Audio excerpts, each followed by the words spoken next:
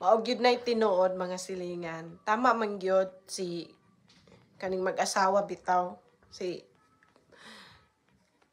Congressman Gomez ug si Mayor Lucy Torres. Tinuod gyud bitaw ilang ingon na kung hindi si tatay yung naging presidente, narcotic state na tayo ngayon. Tinuod man gyud.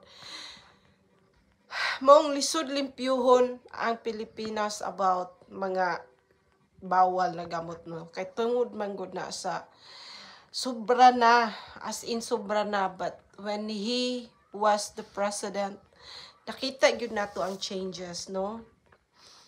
Dili man gyud 100% pero at least look at now the Ormoc, one of the safest city sa Pilipinas. And because of these two people nga naminaw kang tatay ug nag-support kang tatay.